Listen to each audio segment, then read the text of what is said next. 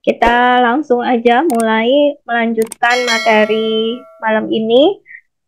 Yang akan dibahas itu ada dua poin juga, yaitu berkaitan dengan siapa-siapa aja pelaku-pelaku yang ada di dalam perdagangan internasional, ya.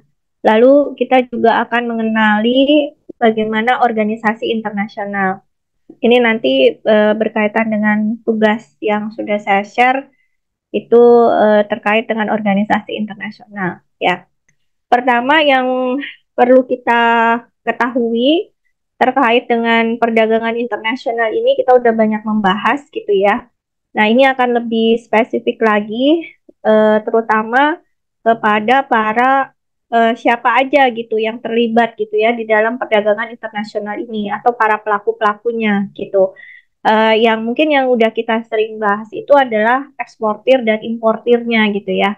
Tetapi selain ada kelompok eksportir atau kelompok importir, itu juga ada kelompok-kelompok lainnya.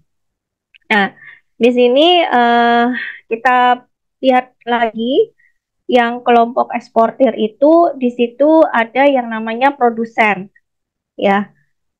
Seperti mungkin sudah pernah dengar lah yang namanya produsen itu kan berarti suatu orang apa bisa bisa secara individu, bisa juga secara kelompok atau perusahaan gitu ya yang memproduksi atau menghasilkan barang. Nah, kalau di sini kita bicaranya bisnis ya berarti produsen itu adalah perusahaan gitu ya. Jadi perusahaan yang menghasilkan produk gitu ya yang bisa diperdagangkan atau yang akan diperdagangkan di dalam perdagangan internasional. Itu yang kita sebut dengan produsen. Nah, si produsen ini masuk ke dalam kelompok eksportir gitu. Lalu ada yang namanya confirming house. Ya, jadi ini istilah-istilah yang perlu kita tahu di dalam bisnis internasional, khususnya di dalam perdagangan internasional, gitu ya. Eh, apa di dalam kelompok eksportir ini gitu. Jadi selain ada produsen, ada confirming house namanya. Confirming house ini juga berupa perusahaan, ya, di mana perusahaan ini adalah perusahaan lokal yang didirikan untuk menjadi kantor cabang, ya kantor cabang dari perusahaan asing di negara di mana perusahaan asing itu menjual produknya, gitu. Jadi disebut dengan confirming house, ya. Nah, ini dua dua ini masuk ke dalam kelompok eksportir. Nah, berikutnya ada pedagang, ya. Berikutnya ada pedagang. Jadi kalau pedagang ini dia berbentuk badan usaha yang dikasih izin oleh pemerintah, ya, dalam pemerintah di suatu negara gitu ya, dalam bentuk surat. Kalau di Indonesia itu bentuknya adalah surat pengakuan eksportir atau SPE disingkat gitu. Jadi nanti kalau kalau apa sudah mulai berkecimpung di dalam dunia ekspor gitu ya, nanti pasti akan ini akan ketemu nih gitu ya yang namanya surat pengakuan eksportir gitu. Dan selain itu memiliki angka pengenal ekspor. Jadi kalau mau ekspor itu perusahaan yang dia sudah terlibat di dalam maksudnya dia termasuk di dalam kelompok eksportir pasti harus punya pengakuan eksportir ya, surat pengakuan eksportir dan punya angka pengenal ekspor. Ini kalau dia berperan sebagai pedagang gitu. Jadi pedagang ekspor ini mereka bekerja untuk dan atas kepentingan produsen dalam negeri yang dimilikinya. Ini pernah kita bahas di slide sebelumnya ya. Artinya eksportir itu ada kalau kita mau mau melakukan perdagangan internasional itu bisa melalui dengan cara ekspor, itu di situ bisa melalui perantaranya siapa aja. Nah, ini yang disebut dengan pedagang ekspor gitu ya. Kemudian ada agen. Nah, agen di sini ini adalah seperti kayak mediator atau apa ya, broker lah istilahnya ya, yang menghubungkan antara produsen dengan konsumen. Ya, di mana pedagang ekspor ini bisa juga disebut dengan apa maksudnya agen ini bisa disebut juga dengan sebagai pedagang ekspor. Ini typo ya, jadi pedagang ekspornya dua kali. Maksudnya agen itu bisa juga disebut dengan pedagang ekspor, gitu ya. Nah, itu yang ada di dalam kelompok eksportir. Nah, satunya lagi ini ada namanya trading house, ya, rumah dagang gitu istilahnya. Jadi trading house ini perusahaan yang mendapatkan status general exporters. Jadi dia menjadi eksportir umum gitu ya, dalam arti bahwa perusahaan ini bisa mengekspor berbagai macam komoditas gitu. Jadi yang diekspor itu nggak cuma satu macam gitu ya, cuma satu macam produk gitu, tetapi bisa berbagai macam. Makanya dia disebut dengan trading house. Jadi dia kayak apa ya istilahnya tuh pedagang pedagang yang bermacam-macam, pedagang umum lah gitu ya. Jadi general eksportir gitu. Nah, di sini juga si trading house ini dia punya jaringan pemasaran dan juga kantor perwakilan di pusat dagang dunia gitu ya. Nah, itu disebut dengan trading house. Oke, kemudian masuk ke kelompok importir. Jadi tadi kelompok eksportir ada 5 ya. Bisa diingat-ingat. Kelompok eksportir itu ada 5 pelakunya di situ. Nah, sekarang kita lihat kelompok importirnya ya. Ada yang pertama di sini adalah pengusaha. Itu termasuk di dalam kelompok importir. Jadi pengusaha kalau diimportir, kalau dieksportir produsen.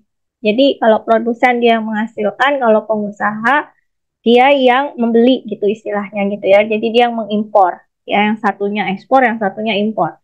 Ini apa lawannya gitu ya. Nah, pengusaha di sini disebut juga dengan import merchant.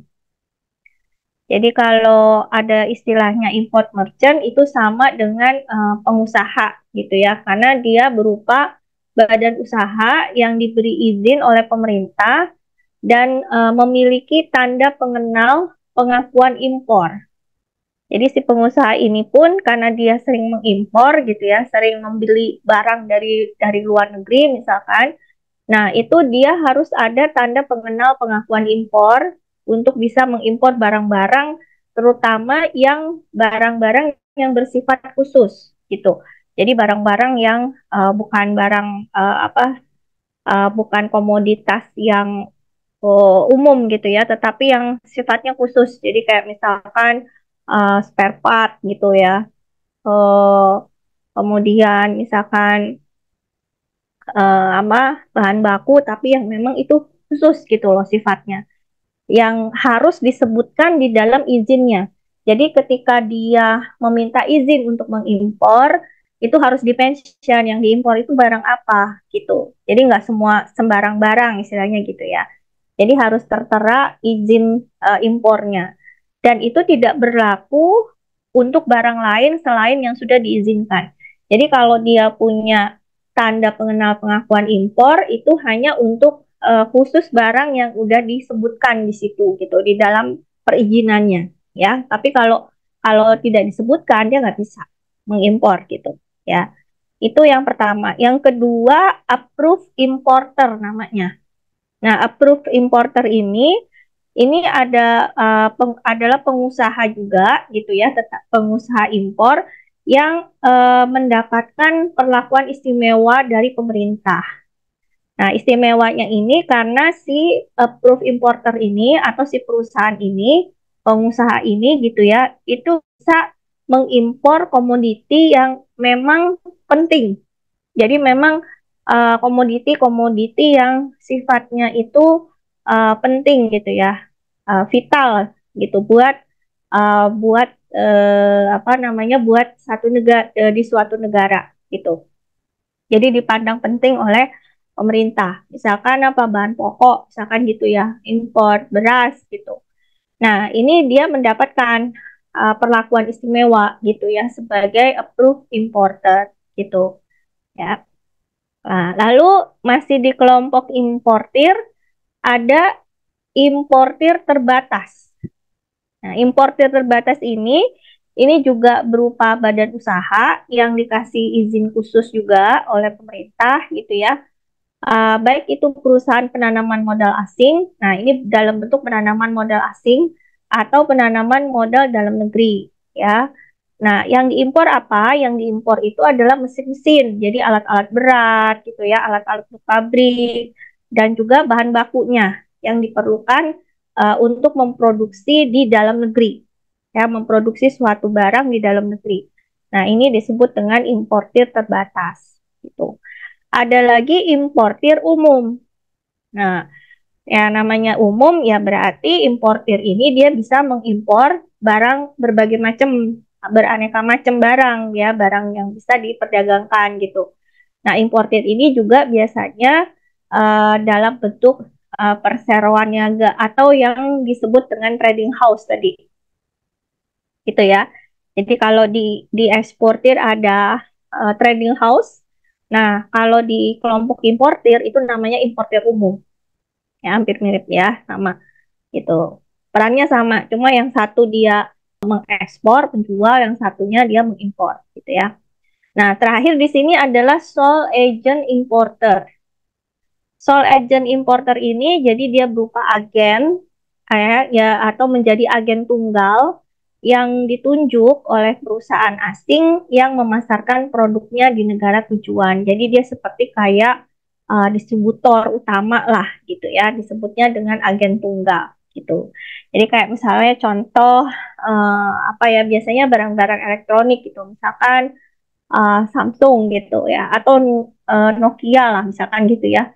Dia punya agen tunggalnya di setiap negara yang memang produknya itu masuk gitu. Jadi ada agennya ya satu itu gitu yang bisa memasarkan produknya gitu ya.